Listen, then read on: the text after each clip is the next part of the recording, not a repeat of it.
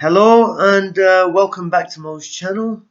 At the end of the first episode, if you recall, I was up the creek without a paddle and looking at rockier waters up ahead.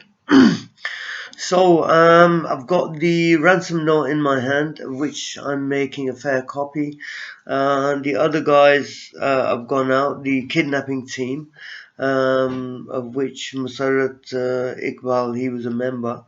And I mean, I don't really know exactly who was doing what at that time. All I knew was that, this was going to be my role. The only other guy who's left in the house was a guy called Qayyum Raja, who I'd met, not really met, but just kind of passed by on the street in Westbourne Road in Luton. Qayyum was over from France. He was a resident over there, studying at the Sorbonne, and we'd said hi. Walking past, somebody mentioned who he was, and now we were in this house together, and so we sat. We were kind of introduced ourselves to each other again, and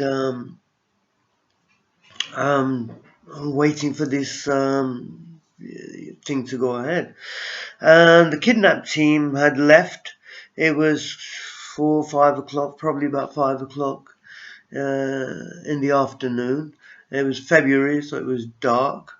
And they were about to kidnap Mr. Kohli, who was the High Commissioner at the Indian consulates in Birmingham.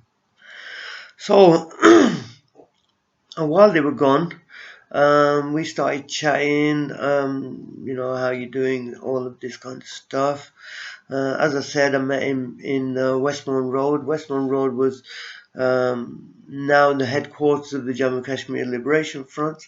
Our chairman, Mr. Amanullah Khan, had moved down from Birmingham to Luton in 1982. There'd been a schism in the party. I said I was a member in the first episode, which is not exactly true, because I considered myself a member, but I was never actually a paid up member in that I'd asked for membership or anything like that. There was quite a bit of a funny story associated with this, that in 1982 the guy who was the president of the Jammu Kashmir Liberation Front, a guy called Jabbar Butt in Birmingham, and Amanullah Khan had come over from Pakistan, or in I think it was 76, something like that, and maybe a little bit later. Anyway, they'd formed the Jammu Kashmir JKLF, and Amanullah Khan was the general secretary, and Jabbar Butt was the president. And now we'd had this kind of election, the battle for power of the Jammu Kashmir Liberation Front. And there was an election in 82. I went up there there was a hired coach. We went up from Luton, but I don't know, maybe 15, 20 of us, something like that, maybe less. Musarat Iqbal was one of the people there. This was around the time when I started to get to know him a little bit, and then he was living in Letchworth, in Hertfordshire, and he'd moved to Luton to be at the college and stuff like that. Anyway, when I went to the meeting, the election meeting, I remember when it came for putting your hands up for who's going to vote for the president, and it was between Amanullah Khan and Jabbar Butt, and it was tied. It was like, when I say the organization, in those days you could fit the organization basically in a room, which was what had happened there. There was, I think it was tied 16-16 or 17-17, something like that, and I'd kept my hands down because I wasn't a paid up member, and I remember it was Sadiq Bhatti, the one who was had gone to kidnap one of the kidnappers, and the one whose house we were in at that time. And he's standing next to me at the election. He's going, "Put your hand up, put your hand up." I can't put my hand up. I'm not a member. He's going, "Yeah, you are. You're a member. You know, everywhere we go, you're with us. When we go to London, when we're doing marches and demonstrations and stuff like that. You're with us there." And I used to, go and hand out the press releases and stuff like that. And I had become more involved when Mr. Khan had moved down to Luton, and 44 Westbourne Road, which had the plaque Kashmir House uh, in front of it, was like the headquarters. So he basically put my hand up like that, and that's how Mr. Khan won the the presidency of the Jammu Kashmir Liberation Front. And I used to tease him. I say, "Yeah, you're not really a president, you know. I voted for you, and I shouldn't have even voted, you know what I mean?" And he used to give me this dirty look. So anyway, we're waiting for these guys to come back, and the atmosphere, as you can imagine, it's tense. And there's only two of us in the house. There's nothing else there when we were upstairs. Um, and then it was a weird kind of a house that you had the kitchen and the back room. And the back room, there used to be like a door that used to at the bottom of the stairs, and I don't mean like a child gate, like a proper door. So you open the door, you go up the stairs and up to the first floor. It was a 3-bedroom house, and we were camped kind of like in the middle bedroom at the back. And we heard them coming, and like I said, we were upstairs at that time. We heard them coming, and we thought, this is it or whatever. And they've come back, and there's nobody there. Well, what's happened? And he's gone over. He wasn't there. We couldn't find him. Apparently, luckily for Mr. Coley, he'd been called to London for meeting, and he'd gone to London, so he wasn't there. So that night, they put it off to the following day. We've stayed there. We've kind of got to know each other a little bit better. I found out, a little bit about Paris, about what he was, where he lived, and obviously I'm interested in that kind of thing, and all of that. Found out that Qayyum had come from Pakistan, had come through that route through Greece and Italy and stuff like that. Had stayed in Germany, Frankfurt, I think it was, and had gone to Holland, and then had ended up in Paris. And he was like kind of another committed cadre. Had been involved in other things before, unlike myself. And I mean, for me, it was I was committed in that. I wanted to do. How I got involved in another way was when I was about 17. I was chatting to my brother, and all that thing was going on in Beirut with the Palestinians, and I was a young kind of a guy at the time, and I'm like, "Oh mate, that's bang out of order what they're doing with the with the Palestinians. I want to go down there. I want to help them out." And my brother Azza Mahmood, he said to me, he said, they're having it hard, but we're having it hard as well. And I'm like, "What do you mean?" And he said, "Well, don't you know about, Kashmir?" And I didn't. I'd been to Kashmir a couple of years previously. I'd been pretty much exiled by my family. I was getting into trouble with the police a lot when I was young. I was, I had issues, from when I was a child that were kind of playing out in my teens. And, I was getting in trouble with the police all the time. And the family decided to send me back to Kashmir to sort me out. And, I went on a single one-way ticket, which I thought was a 3-week holiday. I thought, great, I'm going to miss my exams and stuff, my mock exams and stuff like that. So I was thinking it was a good thing. But anyway, I'd been there for a year, and at that time Pakistan was going through turmoil. This was like 1978, beginning of 78.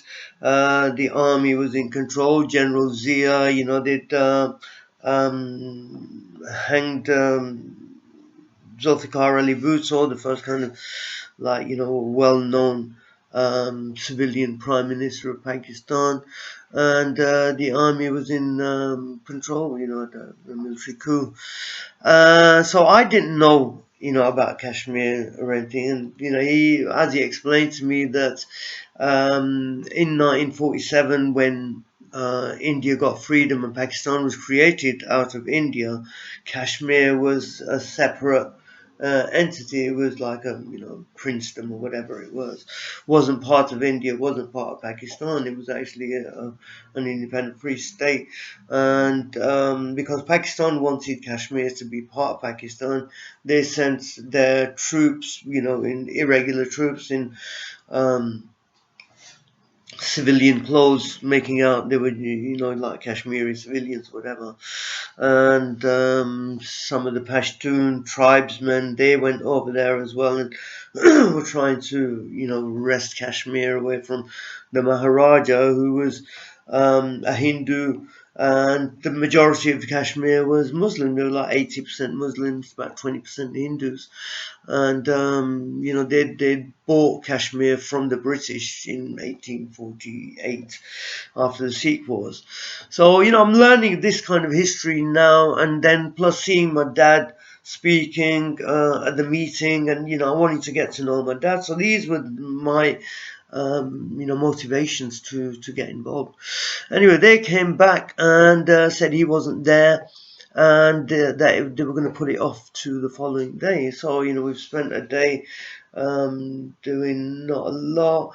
They'd left some meat and stuff like that behind to do the cooking, and whatever. I couldn't cook, basically make some toast and eggs at the time. And as I found out, Qayyum wasn't very handy, even though he was like a kind of a single man by himself, wasn't a great cook himself.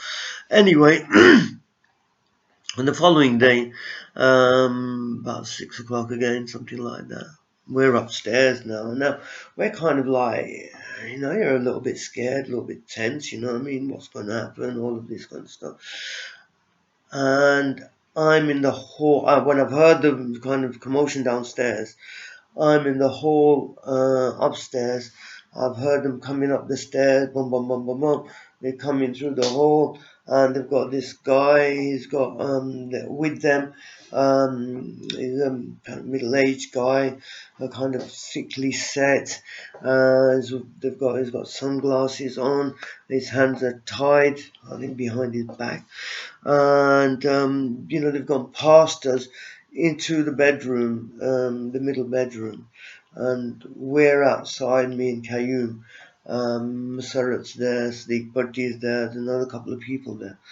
And I'm saying to Masarat, I said, who is it? Who have you got? And he's gone, we've got the Assistant High Commissioner, Ravindra Matra.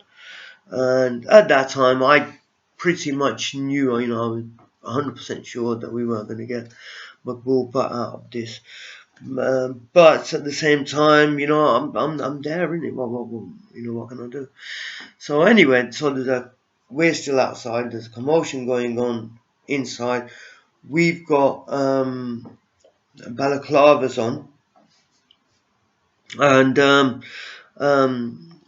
I can hear Sadiq's voice, he's giving him a few slaps and stuff like that, the guy inside, and swearing at him, and obviously his passion's up, you know what I mean? As it turned out, he was the one who, the couple of them had gone out to kidnap him off the street as he'd come out of the consulate, and he pistol whipped him. He pistol whipped him, and then they've just kind of bundled him into the car, and then they've got him into the car, they've tied him up and stuff like that. So this is what's happened, and now he was, giving him a beating and swearing at him, and you Indian bastard and blah blah blah, all of this, you know what I mean, and and they'd given us some kind of replica, guns, and and I've gone into the room to see what was going on, and I noticed that he was shell shocked, and there was blood kind of streaming from his head, and there was another guy there, Aslam. I've said to him, I've gone as they were going. I said, listen, we need some bandages and get some Savlon cream and stuff like that. Because I thought this is going to take ages. At least make him comfortable. And he's going, no, it's because no, obviously he's on a paranoid one. No, police are going to be everywhere. I said, no, listen, you're going to have to do it. You've trapped me into doing this. Now you're going to have to do something for me. You know what I mean? So he's going, all right, I'll see what I can do. So he's gone, and they've all gone. Now it's us, me, Qayyum, and Mr. Matra there. And as I said, he's got cut on the top of his head. I think there was a cut on the back, maybe one in the front. I'm not sure, but he was, bleeding quite a lot. We're in this room. There's literally a mattress on the floor, and a bear bulb hanging from the ceiling, bright orange curtains, and he's sitting, on the mattress with his back to the wall, leaning against the wall. As it happened, about 15 minutes later, Aslam turned up, brought some bandages and some Savlon cream, and then left. And then so, part of me, obviously you see somebody in distress, you're kind of, that aspect of it comes up. Now, because I hadn't been involved in this right from the beginning, so I didn't have that mindset of, blah, blah, however, they were thinking. And so, I've kind of helped him up, untied his hands. I didn't want him to hear me speak a lot as well, because I thought I'm going to be gone in a couple of days, and I didn't want him to be able to recognize my voice that much or my accent or anything like that, because as far as we were concerned, we was going to release him. We were had the balaclavas on, and so that he couldn't see us. So anyway, went to the bathroom. I washed his head, and then we kind of, we're talking, and the atmosphere had calmed down, and dried his hair. Took him back to the room, me and Qayyum, and put some Savlon on the wounds, and bandaged him up. He had a bandage like that and one like that, and he was saying, it looked like the wounded soldier. And Qayyum was kind of, doing most of the chatting with him. Qayyum's like, much older than me. He was 27, 28 at the time. I was 21. And as I say, he was, I can't remember if he was speaking in Urdu with him, possibly was. And, as I said, I didn't want to talk too much because I didn't want him to recognize my accent. So, now we're doing, during the day we're there, and at night there was the back bedroom, which had a mattress there as well. The replica kind of revolvers, I put it into the waistband of my jeans. I used to be a goth in those days, so I was all dressed in black, and you know what I mean, black jeans and black shoes, and I think I had a Bauhaus t-shirt or something like that, I can't remember. So at night, one of us would, go to the bedroom, try and get some sleep. I know for me it was try. I mean, for me that whole time there, it was just surreal. I couldn't sleep. If I did try to sleep, it was just all these my thoughts were going through my head all the time. During the day, both of us in the room with him, and not one of us in the room with him. Afterward, bandaged him up, tied him back up, but tied him kind of loosely, and then really, he weren't going to go anywhere. He was, like I say, he was in his late 40s. He was, he led a sedentary life. He wasn't one of those that was, like you get some. I've met some people who work in the embassies, and really, they're like, some special forces, stuff like that. I had one that came to visit me when I was in prison, and when he's hugged me, you just feel he was solid. You know what I mean? And this guy, he wasn't. So, excuse me. So, the first night's gone. So this is Friday now. Friday night they've kidnapped him, and the first night's gone, and we're on Saturday. And Saturday, what he'd done, I didn't really know this at that time. When they'd gone, Musarrat had took his keys and his ID, had gone down to London, had gone to the Reuters news agency. There was a telephone box opposite it. Had gone to the telephone, had phoned Reuters from the box. I told them that the Kashmir Liberation Army had taken responsibility for the kidnapping of Ravindra Matra, who was an Indian diplomat, and that the proof of that was left in the under the phone books and stuff like that in the phone box. So this is Friday night. By Saturday afternoon, right, so I didn't know where we are in Birmingham. Apparently we're on Alum Rock Road. The previous headquarters of the Jammu Kashmir Liberation Front was in 348 Alum Rock Road. The house we're in is in number 370 Alum Rock Road. So we're literally, 10, 11 doors down. And we're in the back, and all I can hear is like, police sirens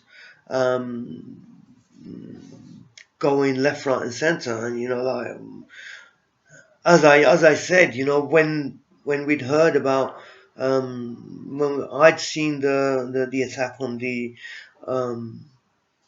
Iranian embassy after the Iranian embassy siege. So I've got this going through my head.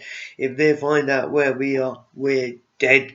Doesn't matter. I've got replicas, I've got real pistols or whatever. I mean, they're just gonna kill us, mate. So I'm hearing all of this going on all the time. As I said, I didn't know where we were, so it was just weird that was going on. So Saturday night.